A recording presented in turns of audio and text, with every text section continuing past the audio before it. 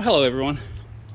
So I kind of wanted to talk about something since this is my 914th video. I wanted to talk about a car that has been in and out of my life a lot. And that is the Porsche 914. My mom made this whenever I got my first 914 after getting out of the military. It took me about 3 years to save up and buy it. And she made this for me. Because I love that car, but I also hate that car. That car has never been good for me in my life. In fact, this is actually the remnants of what I have left of the first 914. I have the little front valance cow plow, and yeah. So this is, for some reason, the Porsche 914, and if I name a truck a certain name, it's guaranteed to be totaled. I don't think I've ever sold one that wasn't wrecked. But, which is kind of funny because right here in this little picture, the three funnest vehicles I've ever owned is right here. Vans, dune buggies, and the Porsche 914. And what got me into the 914s is whenever I was in the Marine Corps, I did a lot of car stereo. You know, I built a lot of systems in the like car stereo system, did a ton of them. Actually got quite a few of them in magazines.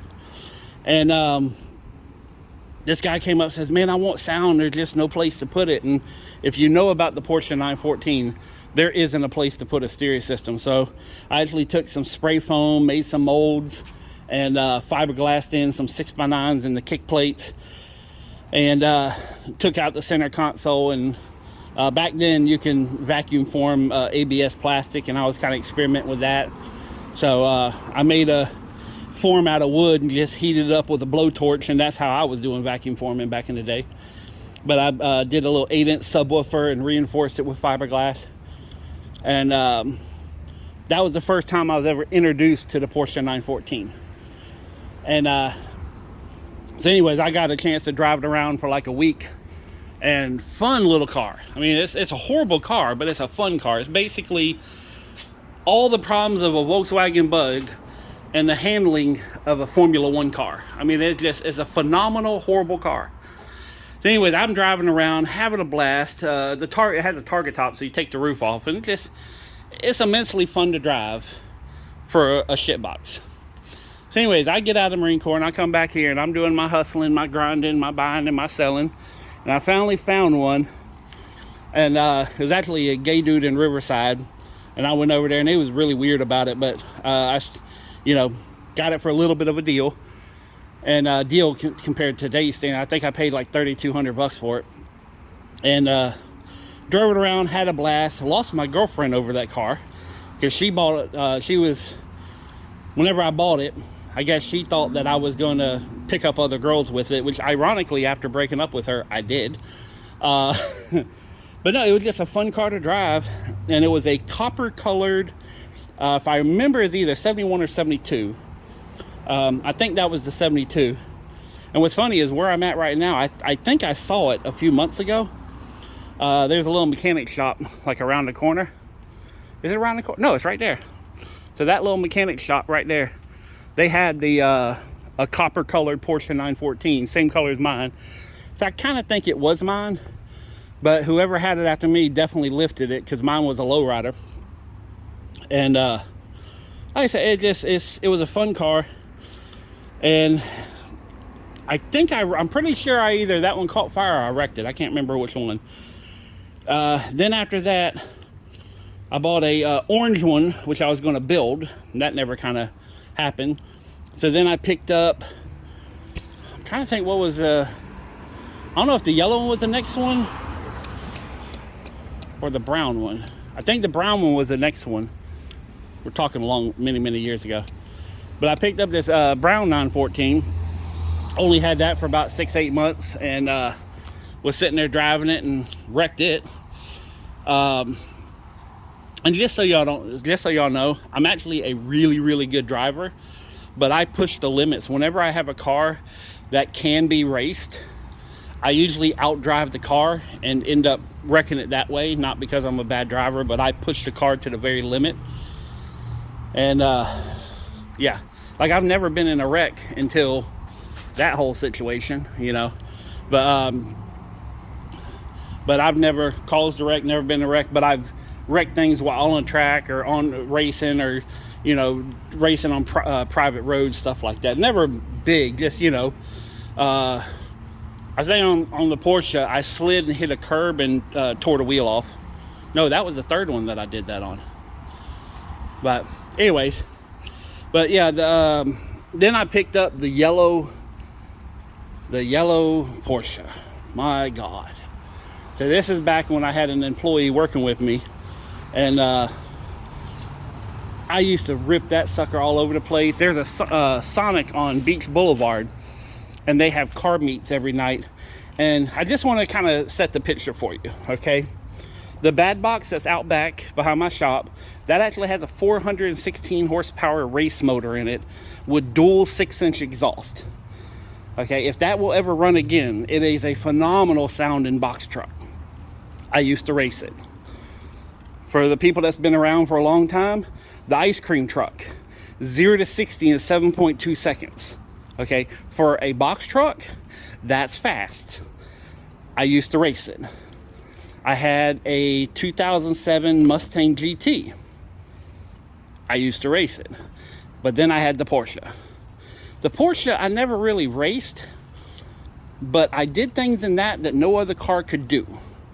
I was, at least around here, definitely one of the drifters, you know, as far as just kicking it sideways. This thing had 13-inch wide tires on the back. It was a wide body kit. I'll figure out how to get a picture on here one day and show you guys a picture. But yeah, it was a wide body kit, yellow Porsche. I don't even know what the horsepower was, but it was a modified 2.0. And it was a beast. And but I used to rip that all over the place, had way too much fun in it, and ended up drifting that. And at Sonic, there's a big parking lot next door, and I was over there drifting. I guess at some point between the last time I drifted and this time, they put in the little concrete islands with the grass and stuff in it. And of course, I'm there at like 1, 2 in the morning. I can't see shit. So I ended up drifting it sideways, hit the curb, and went bloop, bloop, bloop, and landed on top of it. Screwed up the suspension pretty bad, but able to drive it home.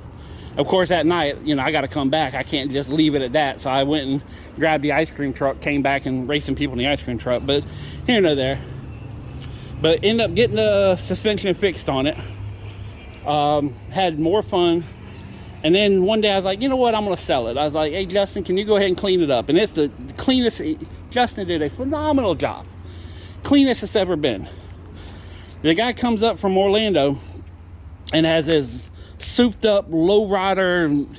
It was a Puerto Rican race car. And I only say that because it had stickers all over it from Puerto Rico for racing. So you want to talk about a death trap. That damn thing couldn't catch traction if you had it glued to the road. I mean, you hit the gas, you're just spinning tires. The Mustang.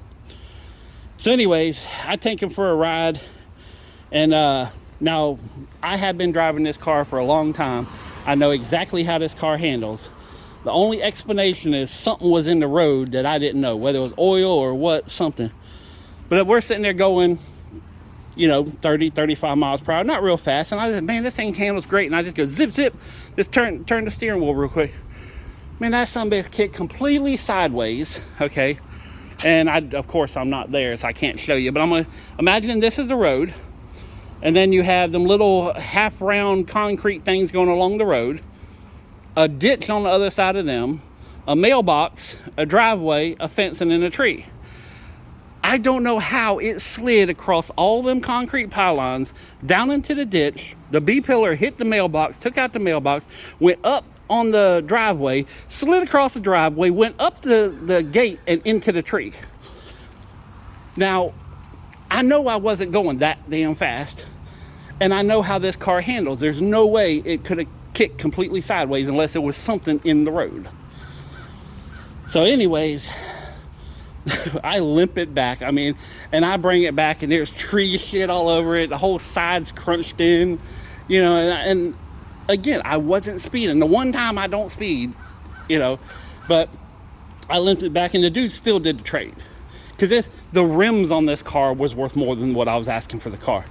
And he came and just said, hey, will you trade? And I'm like, yeah, whatever. You know, he still did the trade. And I don't know why I wouldn't have done the trade, but he still did the trade. Drove it all the way to Orlando. Got 7 miles from his house. The engine grenades, because I guess during all that sliding across some concrete things, it popped a little hole in the oil pan.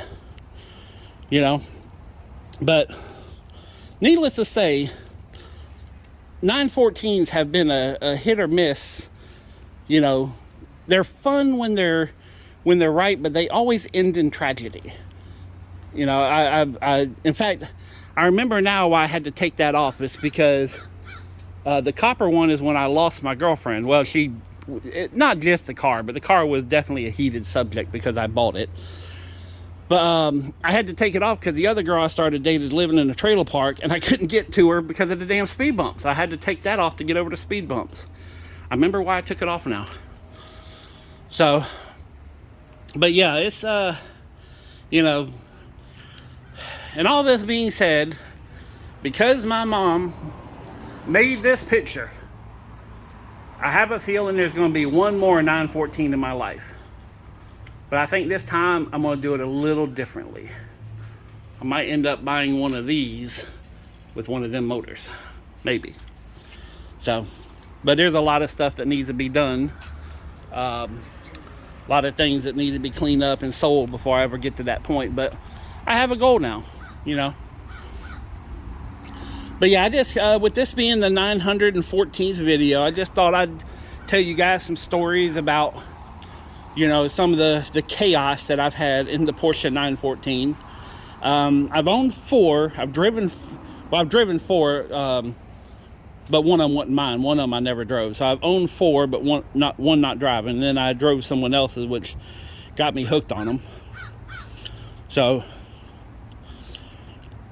but that's kind of my stories with the 914, and I'm sure I'm forgetting a couple of very interesting things that may or may not be statute of limitations. But this is what I feel comfortable telling you. So, but yeah, the bronze one was probably the best one out of all of them, even though it was a lowrider and it ran like shit and constantly leaked fuel and just smelled like a fireball every time I got near it. And then the yellow one, I don't even remember who I bought. Cause I know I bought the brown one off an old man over in Arlington, but I can't remember where I bought that yellow one. There's so much stuff going on. I'll probably remember it at some point. But anyways, I'm just sitting here trying to empty out that one storage unit that has all this stuff in it. And I got most of it done, but I'm a little scared about how the trailer's sitting. This trailer scares me. So, anyways, we're not talking about that. We're talking about the 914.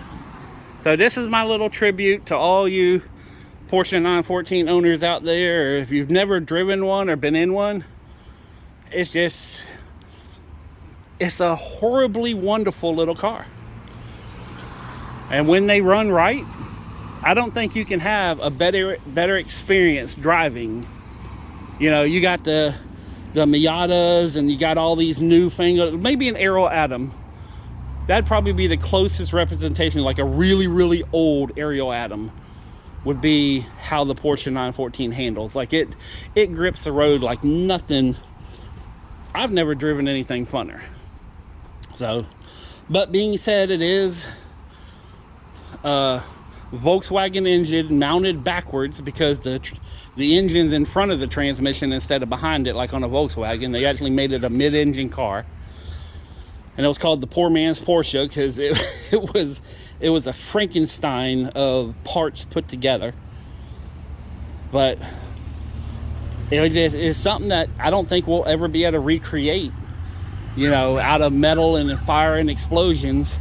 I don't think you'll ever be able to recreate a car as awesome and just full-on shitbox.